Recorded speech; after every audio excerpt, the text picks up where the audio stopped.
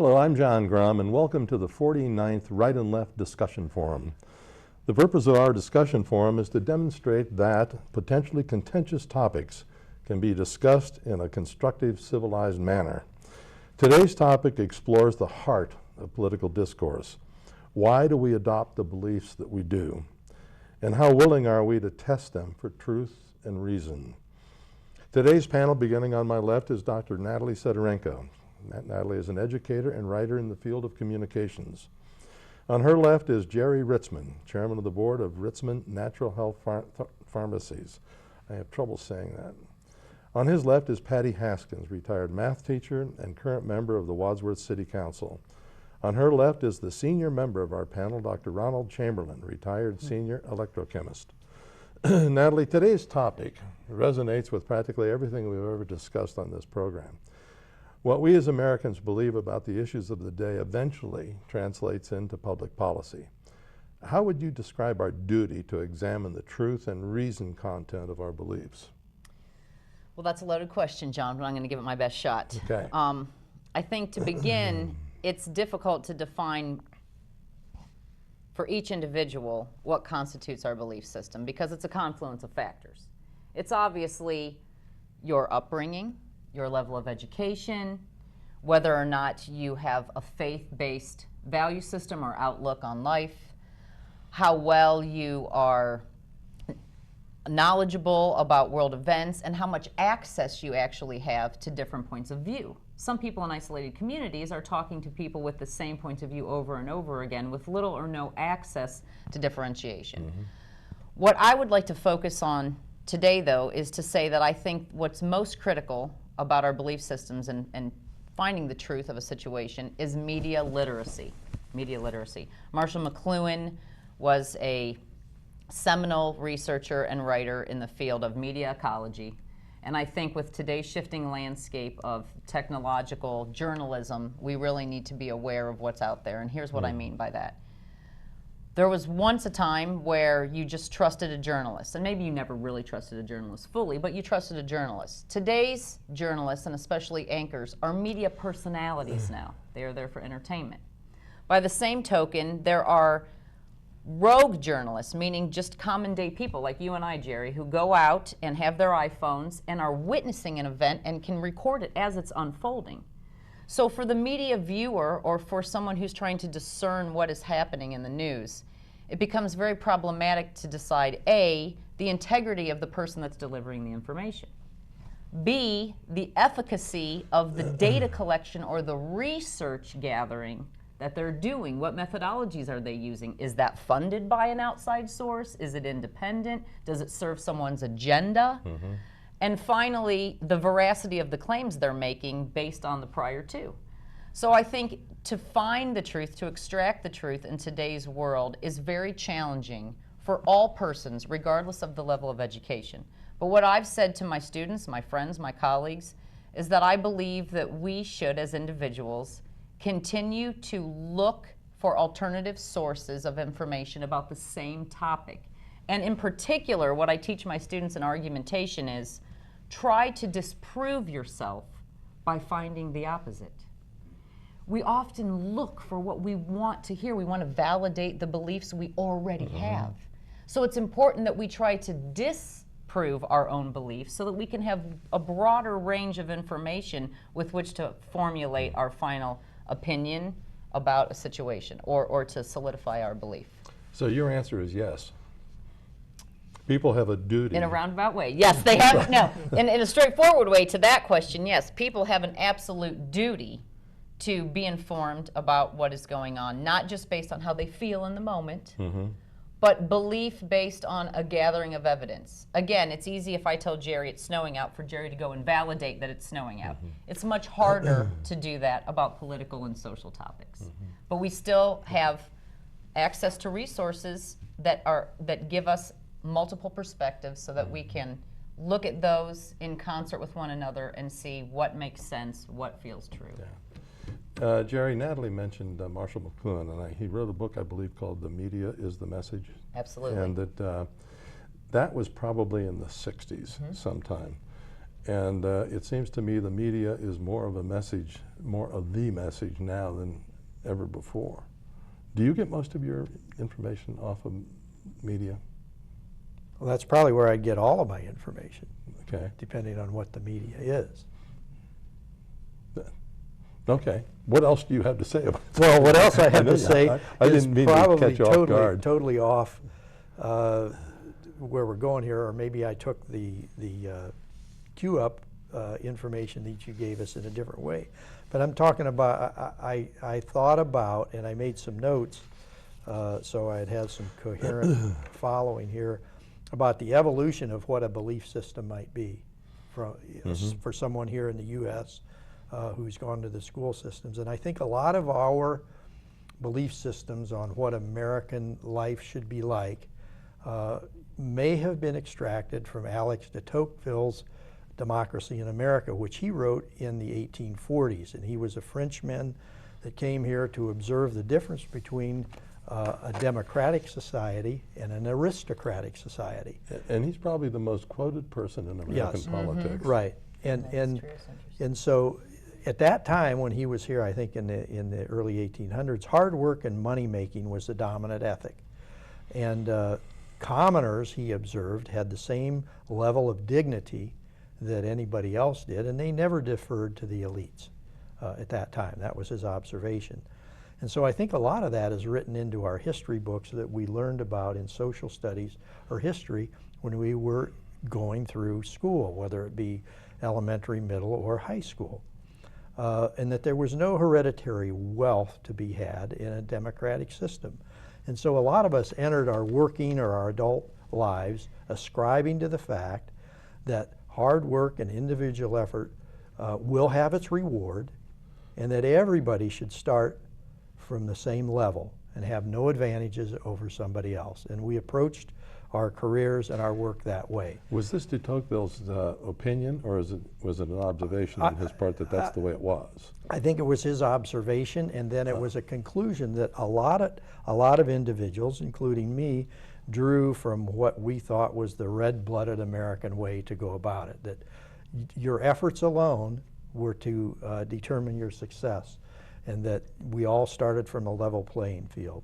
Well, a lot of us found out that that wasn't particularly so, and that there were differences, and we had to figure out in our mind, we had to figure out, why is that so? Why did, it looked like somebody who should have started out the same place that someone else did was ahead, or got better, or had more money, or was more successful, or whatever.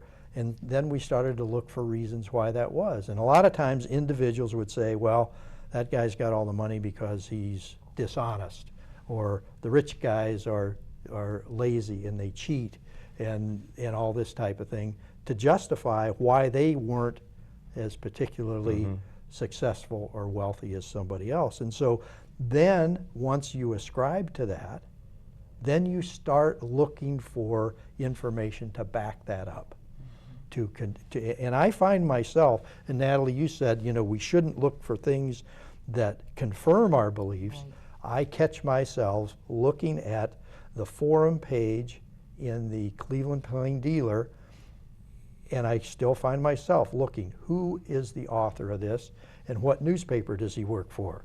If this guy's from the Wall Street Journal, or if he's Charles Krautheimer, I'm going to read it. If he's from the New York Times or somebody like that, I'm not even going to read that. My first reaction is not to read that, because it's going to probably going to challenge my belief system, and that is not right. So we need to look for those things that will challenge it, not reinforce it. Okay, so you're saying that this early upbringing and our observations about culture are what forms the principles or creates the prism through which we... I believe so. And there's a lot more than just what's in the history books or social studies books, but it's your family upbringing, which has a huge impact on that. But then when we find out that it's not aligning, then we start to looking for reasons why not. And maybe we just need to get to the point where we realize that, hey, a lot of this has to do with circumstances. Not the accident, but the circumstances of when and where we were born, what family we were born in. Why were we born in whatever year we were rather than 100 years earlier? And why were we born in Akron, Ohio versus New York City or some other place like that where the opportunities might be different? Yeah. So, But you're saying, as hard as it is, we all have a duty to constantly question our beliefs. I hadn't thought of that prior to 15 minutes ago, but I would think I'll have to I know that you try to meditate- corrupt me think on because that. whenever you find these articles that reinforce your beliefs, you send them to me. Absolutely. I want you to believe the way I do, John. Yeah, I'll step back now. Patty, what do you think? Oh, actually, I agree with everything that's been said. Particularly when you speak about, the way you were raised in your family.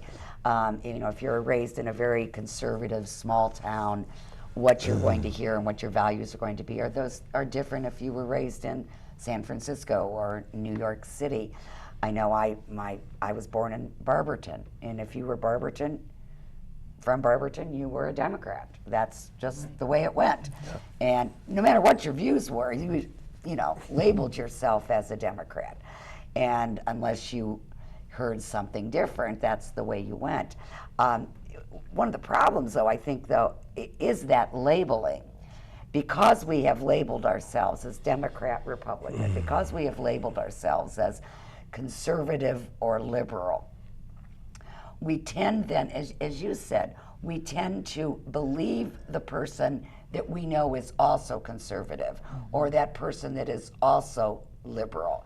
If I look at an article and it says Charles Krauthammer on the top, I'm going to look at that and I'll read it. Skeptically. But I am skeptical when I read it. If you are the conservative and you are judging President Obama's latest speech to Congress, you go in with the attitude, well, if he said it, there must be something wrong, and I have to find that thing that's wrong. And unfortunately, this is what we're seeing in the media now. The bias. As opposed to reporting facts, as Natalie mentioned, we are hearing opinions, and opinions based upon basic belief systems that people have. It's almost as if now we have a white and we have a black, and there's no in between. And yet this country, really, we are all in between. There's very seldom that there is a right or a wrong answer to situations, especially in politics. So much of it is nuanced. And the only way that you can come to that middle ground, which is probably the best place to be, is by going into situations with an open mind, which means, and I'm one of the worst offenders because, I've mentioned before I watch Fox News a lot, and I'll turn on Sean Hannity. Now, I have to admit that's one I seldom listen to, but I turn on Sean Hannity, and I'm waiting to attack anything that he says, which is not the way we should be. Because there are things that he's saying that are factual. There are good points that he makes, but you have to have an open mind in your belief system so that you can recognize that, okay, here's a good point, and here's a good point, and let's come to a conclusion on that. Before we started our discussion today, we were talking about the Keystone Pipeline. And of course, President Obama just recently vetoed it. And we had a discussion on that earlier in the season. And I thought I was very much opposed to it because I'm a liberal, I'm in favor of. You're supposed to be. I'm supposed to be, exactly. Anything green, you're for it. Huh? And I still think there's definite problems with it. But when we discussed it, it came out that whether we move that oil by the pipeline, it's still going to get to its intended location. Because if they don't do it by the pipeline, they will do it by train or they will do it by truck, which is going to have a much worse effect on our ecology than if we do it through the pipeline. So it's maybe the lesser of two evils. But you don't come to conclusions like that unless you try to at least keep an open mind and listen to all of the factors that weigh in on a situation. Same thing's happening in Medina County with the gas pipeline, natural gas pipeline, going from southeast Ohio up to the Detroit area. You know, they're routing that and having public hearings, and you know, there's the two camps in that. Yeah, I haven't. It's not going through your property. So Haven't you don't come care, over right? there yet. Yeah. Well, Ron is our senior member, and last but not least, volunteer your information. Yeah, I've been thinking about this all week. The philosopher Socrates said that the unexamined life is not worth living. And I think that's true. I think that goes today with the responsibility to investigate what we believe. Now, I'm a nerd. I'm a scientist type. And I wish that life were that simple, because the best scientists have that open mind. Something comes up, some phenomenon that's being investigated. A scientist recognizes that there are limits of accuracy to any measurement that is made, plus or minus a little bit, in some physical phenomenon. And you do the best you can with the instruments you have, and you develop your conclusions on the basis of what you can measure. If that measurement changes, then the best of us change our ideas about what that conclusion is. Unfortunately, in the political realm, that's not so clear cut. We do have, and even as John, you like to point out that even scientists can get us propeller heads, as you said the other day, can become very can become very entrenched in our ways and refuse to give up an entrenched position which the Academy approves. The maverick scientist doesn't have much chance anymore, or if ever did. Took Darwin a long time to get accepted. And as my senior philosophy professor in college said, don't tell the freshmen, but evolution is a fact. So there is that. I think it behooves us, and it's really necessary for us to try to look at all this. You talked about watching Sean Hannity. I've gotten so disgusted with media news. I don't watch television for news. I just don't. Once in a while I'll turn on Today Show for a good laugh, or for the Daily Show for a good laugh, because Well, Jon I agree Stewart's, with the first thing you said. yeah, well, that too. Yeah. That too. I see that sometimes in the gym. But because the man has a satiric view on things, and is able sometimes to cut to the heart of the inconsistencies in political statements. And both sides. Both sides. Yes, Both sides. He absolutely. skewers them Equal equally. opportunity. You know, but again, you got to look at things from a rational perspective if you can. You got to be a Mr. Spock. You got to try to be as logical as you can. John, we've talked about in our personal belief systems. I won't mention names here, but I grew up in one set of religious beliefs, and sometime in my adult life, I began to question the basis for that. Why is this going on? I realized that no longer had cogency for me. It just didn't fit with the way I saw life, and I changed somewhat, and I continue to change. I continue to question. I continue to seek. I don't think I'll ever be there with the answers. I'm going to look for them, and I keep doing that. But that's just me. But I think what I hear from everybody on the panel is that we all have biases, and to some extent, those biases were fashioned by means outside of our control. They were by the virtue of our birth, location, and parents, and all of that. That we do have these biases through which we seem to measure things. I guess the question is, excuse me, don't we have a responsibility to put those biases out on the table and look at them very carefully? Oh yes, It's hard to Yes, do yes. because they're so ingrained. I mean, I was in college, and I graduated from high school in '67, so I was in college at the time of the Kent State shootings, and all of that, you know, definitely affected my political views, my impression of the military, you know, that type of thing. And one of the things we have to do, though, is we have to grow. You take those experiences that have affected you, and you take what's the good out of them, but you also have to look at the fallacies that are involved with those impressions. And perhaps with age, you know, they say with age comes wisdom. As you get a little Sometimes older. age comes alone. That's true. But you have, I think, then that duty to start examining more than just your sheltered little part of the world, and see how other people feel and what is affecting them. And that can be really uncomfortable. Like, I'm so glad you brought up Socrates, because he's asking you to not just, in part of examining life, you have to examine yourself. Well, that takes a great deal of self-reflexivity, as we would say in my discipline, right? Those words that to be self-reflexive is to say, how did I arrive at this conclusion? Or why does this resonate with me? Why doesn't it? How is my behavior affecting others? Why am I affected by this situation emotionally in this way or that way?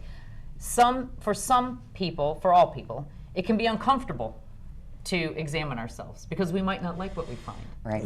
Or if we do change the way that we feel or see the world, or our religious stance or political views, all of a sudden we find ourselves in foreign territory, and that can be uncomfortable as well, because everything we've believed up to that is now shaken. So now we have this sense of uncertainty. But I think we should embrace that uncertainty because it keeps us fresh, it keeps us seeking information. All of my life growing up, I didn't buy either account of the beginning of the world. I didn't take the Bible as literal, and I couldn't believe the Big Bang Theory, something came from nothing. So I just felt there must be something more, there must be something greater than these things. I didn't reject them outright. I just thought these are an interpretation of human beings with our limited knowledge and our 10% brain capacity that we're using. And a week ago, when I read, or however much, you probably use 50%, but most of us aren't that high the up. 10% is a myth, actually. Right. But you know, when I read that scientists are now saying, and correct me if I'm wrong, but this is 3 different articles I've searched to try to find the veracity of this claim, that now Big Bang theorists are saying it still happened, but we're not saying that we can determine the beginning of the universe. The universe really has no beginning. We're down to a few microseconds, but beyond that, there's still a gray area. Okay, see, now that's what makes me feel that's so the plus or happy and minus excited. is, you see. The mystery that is still the possibility of we don't know everything. And keep an open mind. It's okay Right. to not know. That's what I'm saying. It's Yes. okay to not know. Natalie, are you saying that self-preservation, us trying to preserve who we are, and self-reflection are opposing forces? They sometimes are opposing forces in an individual's life. Absolutely. That's why sometimes even if someone knows something is true, they know it in their gut. They know it's true. They're not going to act on that. It's not going to become their attitude because it threatens who they are. It threatens to undermine the social identity that they've constructed, and that feels uncomfortable. Yeah. It's not a hopeful sign. From my field, I look at things like creationism versus evolution. You know, and the people who believe in horoscopes. You know, this sort of thing is just, you know, it's just so foreign to my thinking, and the evidence seems to be so clear cut that how can anybody not believe what I see to be true within the limits that I see it? But at least you're civil toward the people who... I try to be. Well, you are. I've seen evidence of that. This morning, I mean really early this morning, I had trouble sleeping, and I was watching a video of a discussion on civil discourse, and one of the people on the panel was Donna Brazil. And I made an observation about her a long time ago. She used to be a real screamer. That anybody disagreed with her, she would rant and rave and all that. But in the last couple of years, she's really calmed down. When you see her contributing on Fox, which she does from time to time, she has really cleaned up her act. In this particular panel, and it was done right after this last election, last November, at some point, she actually discussed the fact that 2 years ago, she had sort of gone through, I think it was a health problem. She had a big-time health problem. But in the aftermath of that, she became a lot more civil, and she was more patient, did not interrupt quite as often, and all. So she was talking about how civil she's become, but before she was done talking, she also mentioned the fact that the Tea Party people were poisoning the political system. And I thought, well, that's not very civil, but she didn't know that. It didn't resonate, which is one of the reasons why I don't watch Sean Hannity. I will not listen to Rush Limbaugh or O'Reilly, and I won't read the New York Times, some quotes from it, but I think that, you know, we all have this system that we have got to fight. And it's okay to not know. Well, and one thing I think that's unfortunate for us is because we are a screaming culture, because Fox News makes billions of dollars and is celebrated, and you know, they're so controversial, New York Times is controversial, and people thrive off of that. It's a moneymaker. And unfortunately, we get so scared of the word argue. That's wrong of us. That's incorrect. Right. To be trained in argumentation is to be trained to attack another person's position Not the person. with Not evidence attacking the person. and not the person. We are a culture of verbal aggression, which is to engage in character attacks, ad hominem attacks, tearing down the person's character and integrity and intelligence as a way to win your argument, Right. instead of presenting solid information to alter that person's beliefs. Yeah. So it's okay to disagree with you, Yes. and it's okay not to know. Yes. John, yeah, Yes. you hate the sand, not the center. Now, I think it's been pointed out many, many times with our 24-hour news cycle that the cable news networks especially have to provide entertainment. Absolutely. Yeah. Nothing entertains quite as much as conflict. It seems like we're addicted to it in this fear and conflict, and as long as they can provide those things, their ratings are going to stay in Right. profitable territory. Well, thank you very much. I wish we had another 20 minutes to talk about this. But before we leave, I would like to quote somebody that you've probably never heard of. William James was a 19th century American philosopher. School of American Pragmatism. Okay. Okay. The world we see that seems so insane is the result of a belief system that is not working. To perceive the world differently, we must be willing to change our belief system, let the past slip away, expand our sense of now, and dissolve the fear in our minds. So, we'll thank your friend. Yes, absolutely. And thank you all so much. Thank you.